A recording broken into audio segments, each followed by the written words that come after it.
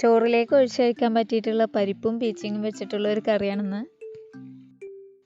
അപ്പോൾ കറി വെക്കാൻ പീച്ചിങ്ങ എടുക്കുമ്പോൾ ഇളയ പീച്ചിങ്ങ നോക്കിയിട്ട് എടുക്കണം. മൂത്ത പീച്ചിങ്ങ ആണെങ്കിൽ അത്ര തന്നെ ടേസ്റ്റ് ഉണ്ടാവില്ല.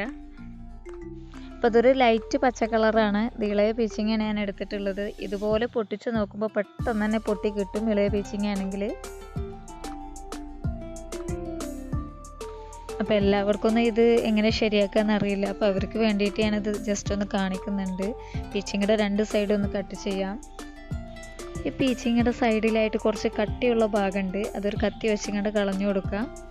അത് കളയാതെ ഇടുന്നവരുമുണ്ട്. അപ്പോൾ ഇത് കറിയിൽ നിന്ന് കിട്ടുമ്പോൾ അത് എന്തോ പോലെയാണ്. അപ്പോൾ അത് ഞാൻ ജസ്റ്റ് ഒന്ന് കളയുന്നുണ്ട്.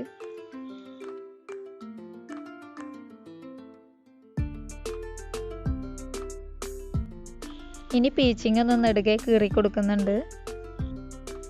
മൂത്ത പീച്ചിങ്ങ ആണെങ്കിൽ ഇവിടെ കുരു ഉണ്ടാവും. അപ്പോൾ അത് കളയണം. ഞാനിതിൻ്റെ ഒന്നും കളയുന്നില്ല. ഇതൊന്ന് കട്ട് ചെയ്തെടുക്കുകയാണ്.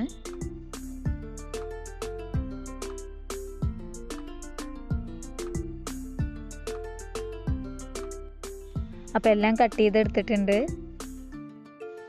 1/2 കപ്പ് പരിപ്പ് എടുത്തിട്ടുണ്ട്. വേവ് കൂടുതലുള്ള പരിപ്പാണെങ്കിൽ ആദ്യം വേവിച്ചെടുക്കാം. എൻ്റെ അടുത്തുള്ള പരിപ്പ് വേവ് കുറവായതുകൊണ്ട് തന്നെ ഞാൻ രണ്ടും ഒന്നിച്ചാണ് കുക്കറിലേക്ക് ഇടുന്നത്. ഞാനിതിലേക്ക് മുളക് പൊടിയൊന്നും ചേർക്കുന്നില്ല. അതുകൊണ്ട് തന്നെ 4 പച്ചമുളക് ഇടുന്നുണ്ട്. പിന്നെ 2 വലിയ തക്കാളി നുറുക്കിയതും കൂടി ഇട്ട് കൊടുക്കുന്നുണ്ട്. ഇനി ഇതിലേക്ക് 1/2 ടീസ്പൂൺ മഞ്ഞൾപ്പൊടിയും ആവശ്യത്തിനുള്ള ഉപ്പും 1 ഗ്ലാസ് വെള്ളവും ഒഴിച്ചു കൊടുക്കുന്നുണ്ട്.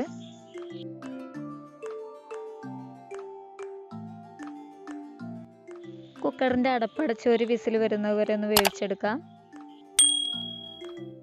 ഈ ഒരു മിക്സിയുടെ ജാർ എടുത്ത് അതിലേക്ക് 1/2 മുറി തേങ്ങ ചിരവിയതും 1/2 ടീസ്പൂൺ ചെറിയ ജീരകവും 4 ചെറിയ ഉള്ളിയും പിന്നെ 1/2 ഗ്ലാസ് വെള്ളവും കൂടി ഒഴിച്ചു കൊടുത്തിട്ടുണ്ട്.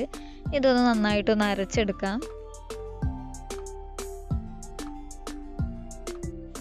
അപ്പോൾ നമ്മൾ തേങ്ങയൊക്കെ അരച്ചെടുത്തിട്ടുണ്ട്.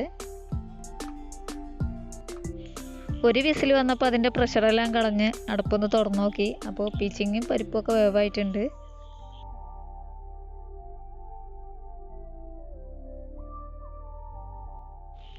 ഇതിലേക്ക് നമ്മൾ നേരത്തെ അരച്ച് വെച്ചിട്ടുള്ള തേങ്ങ ചേർത്ത് കൊടുക്കാം.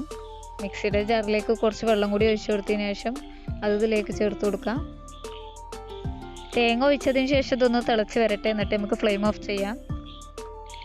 ഇതിലേക്ക് വറവിടാൻ വേണ്ടിയിട്ട് ഞാനൊരു മൺചട്ടിയിലേക്ക് വെളിച്ചെണ്ണ ഒഴിച്ചു കൊടുത്തിട്ടുണ്ട്. ഇത് ചൂടായി വരുമ്പോൾ ഇതിലേക്ക് കടുക് ഇട്ട് കൊടുക്കാം.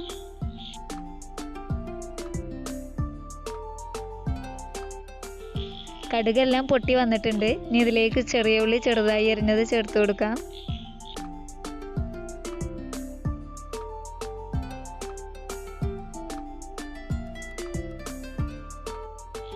ഇത് മൂത്ത് വരുമ്പോൾ നമുക്ക് ഉണക്കമുളകും കറിവേപ്പിലയും കൂടി ചേർത്ത് കൊടുക്കാം. അതിനുശേഷം തിളപ്പിച്ച് വെച്ചിട്ടുള്ള കറി ഇതിലേക്ക് ഒഴിച്ചു കൊടുക്കാം.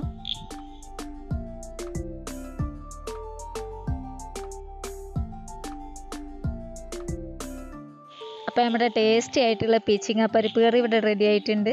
അപ്പോൾ നിങ്ങൾക്ക് എൻ്റെ വീഡിയോ ഇഷ്ടമായിട്ടുണ്ടെങ്കിൽ തീർച്ചയായിട്ടും ലൈക്ക് ചെയ്യാനും സബ്സ്ക്രൈബ് ചെയ്യാനും മറക്കരുത്. Thanks for watching.